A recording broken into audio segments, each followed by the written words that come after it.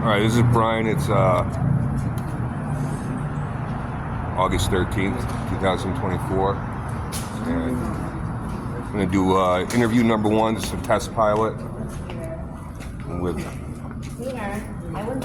this gentleman right here. Right, so I'm going to ask you what your age is. 35. Right, you're 35. Yeah. Do you have any mental issues? Oh man, I've got like 8 mental health disorders.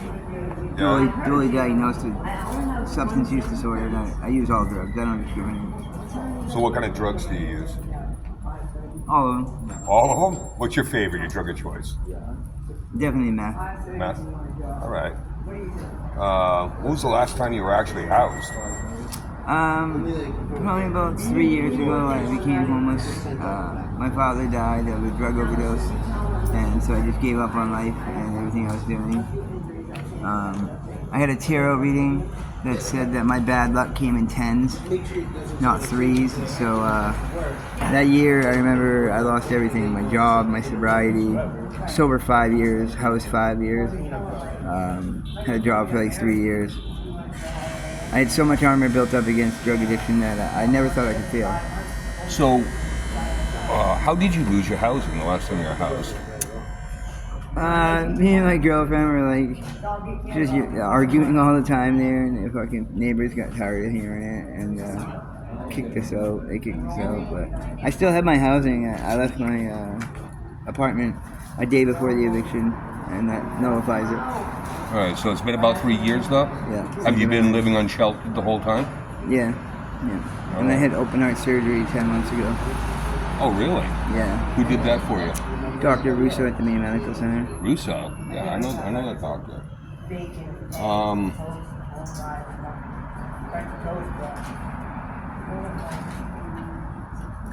right, we got that one. As far as like getting back into housing, what would you say are like 3 main obstacles that you're facing? So I still have my Section 8, but I just completely didn't want to help myself. So I've kind of just let it expire, you know. I got to go back into Portland Housing Authority and set up an appointment to meet with them and get my voucher back. Because I had Section 8 for like 3-4 years. I could have moved anywhere in the continental United States with it. But because I have 8 mental health disorders, I won't help myself. I don't want to get help. So you're going to say then that probably the main one then would be your mental situation? Yeah. All right. As far as you're already approved for Section 8? Is that what I heard you say? Yeah, I just got to go back and get it. Do you have a housing navigator that you deal with? No, I don't want to help myself, so you're not even connecting with any outreach? There is. I'm with Anna Berry at Opportunity Alliance, and she's trying to house me, but she's got so many other clients. She's not really paying attention to me. She told me she had a place in Lewiston for me a couple weeks ago, and that fell through. All right, I hear that. I was down at the Alfred shelter for about 9 months. They never found me housing. I wanted getting housing personally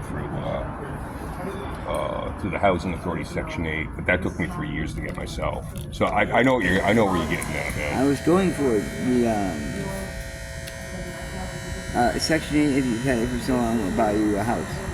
Like you have to have like $50,000 in a bank account. I had like $27,000. I was saving up from working.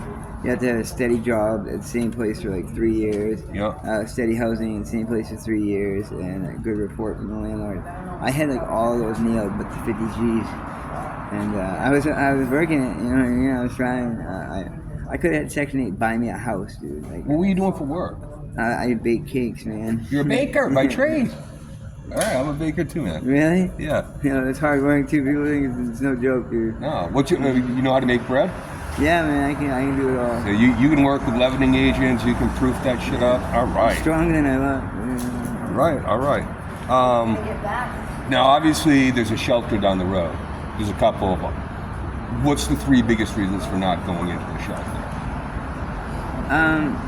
For one, I don't like black people, and the new shelter at Riverside is just fully run with black people. I mean, I can't understand them. I can't relate to them. I can't talk to them. There's nothing I can say to them. So are you saying it's because it's a language barrier or it's the color of their skin? Language barrier, and it's not so much the color of their skin. I'm not racist. I just don't like them. No, you're not the first person to say that. Yeah. You know. My grandmother was racist. My mother was racist. So that's good. That's number one reason why you're avoiding the shelter. Give me a secondary reason. Well, I was there for one night, and I was under my blanket minding my own business, shooting up drugs. Yep. And they ripped that blanket off my head and fucking busted me like police. Said I couldn't come back for 30 days. Blah blah blah. Oh, so you got kicked out too. Yeah. All right, now give me a third reason.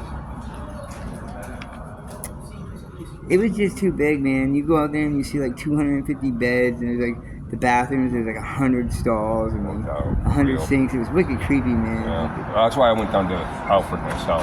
Yeah. Yeah, because there was only 37 down there, and I was like, I had the option of 300 people up here, and I was like, I'm not doing that. I went out there, looked at it once, and It's said, fuck immense, that. dude. It's immense. It reminded me of the DOC, because I went to Wyndham for 7 days, man, before I went to MSP. And that reminded me of the DOC. That did not remind me of the prison, MSP. But the DOC at Wyndham, that was definitely, it reminded me of that, dude.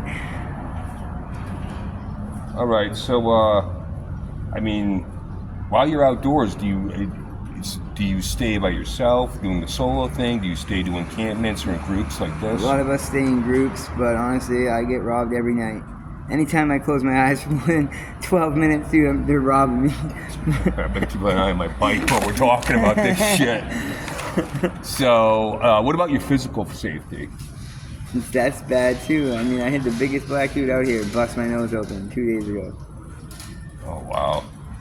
For something I didn't even do. Dude, I'm a crippled man. Like, my legs don't even work. Yeah. How long you been in the chair for? I can walk. It just hurts. Missing the flesh on both my legs, pretty much. Right. It's from xylazine. It's in the What about legal services and stuff like that? I've been arrested 27 to 32 times, and they refuse me at the county door every time because I have. That's happened. Do they come out here and break your balls for sleeping outdoors? No, they don't give me much shit. There's this one blonde officer who knows me from back in the day, and he arrests me every fucking time he can. He'll drag me across concrete. He'll bring me to the jail, to the hospital, to the jail, to the hospital, to the jail, and then they have to release me because the supervisor forces All right, no him to. names. I won't tell you. Okay, yeah. All right, for both of us on that one. So, so basically, it's not really that safe. I mean, I know that, but I just need to hear it from you. This is a savage world out here. It's going to kill me. I guarantee if I don't get housed or help, I'm probably going to die in the next couple of years. Guarantee it. Yeah, you're right. A lot of people didn't make it, man. A lot of people, when I started 3 years ago, a lot of those people, I don't even know any of them that are still here. So I was lucky. Right. I was lucky to get out. I know, man. I know I was lucky. I thought I was lucky when I got out, and I thought I'd never come back down here. Okay, so speaking of that, what do you? Is there anything you think that would have kept you from returning to homelessness? No. No. I think it was killing my father too.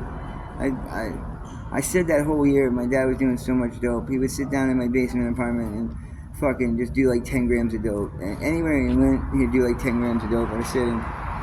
And like that's a massive amount to do. Like watching somebody you love do that, man. You know, one time he went out on my floor. Well, him and my girlfriend both went out at the same time. He had made like this pure fentanyl cut, and fucking he made this huge line on the table. And he's like, "RJ, you want half of this to try it out?" And I'm like, "No, I'm not stupid. I don't want to die." Caitlin, Don't be fucking with my bike. All right. So Kaylin, my girlfriend, was like, "I'll do it, RJ." And I was like, "All right, whatever." Dude, they both dropped at the same instant. They snorted the line together, and they both went out at the same time. I did Narcan my dad 7 times to get him up, and Kaylin like 9 times.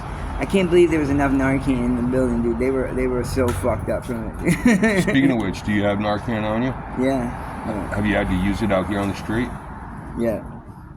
When you need to reload on Narcan, where do you normally source it from? Needle exchange. The needle exchange? Okay. As far as like an ideal shelter, what do you think an ideal shelter would look like? One that you might consider going One into? like Milestone, man. Milestone's not big enough, but like they take you in, they feed you, they'll give you like a good meal, you can shower. They don't harass the clients much.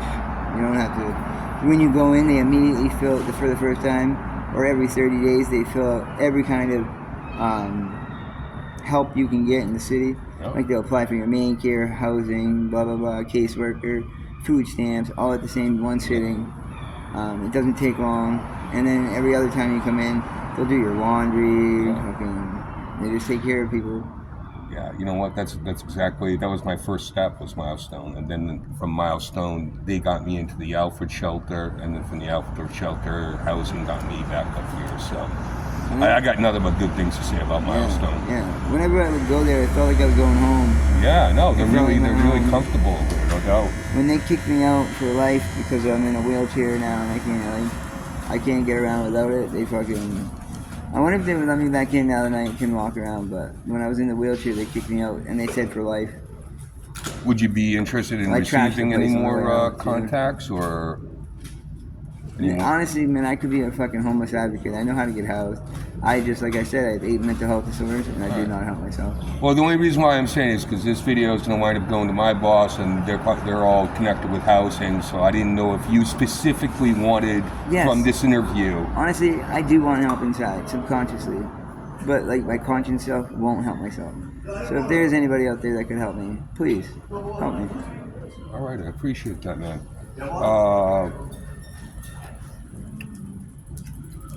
I just got one. I guess the last question is, as far as housing goes, like when you see yourself housed in the future, what does that look like to you? What's your ideal housing situation? I mean, you want like a house, you want like a 1-bedroom, a studio, you want to be by the beach, you want to be up in the sky, you want to be out in the I woods. guess a house, but an apartment would do. Yeah. Can you see yourself living in an apartment? Yeah, I just recently had one, like I said, about 3 years ago for 5 years. So I'm 35, so from 27 to 32, I had a nice little basement apartment. It was So it I had wasn't like a that man long ago. cave. No. Before that, I was homeless since I was like 13. So I'd gone like a stint of almost 20 years homeless.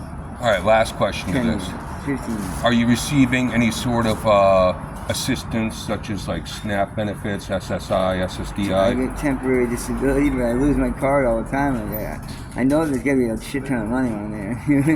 What? Because I have heart failure. The city of Portland or the state of Maine decided I could get temporary disability for the next 3 years. So All right. Is there anything else you want to add to this? no. All right, brother. Hey, listen, I got to give you this $10 on film, so that way my boss knows I gave it to you. Damn, it's gonna go to dope. It's gonna go to dope. Honest man, right there. Hey, listen, I appreciate that.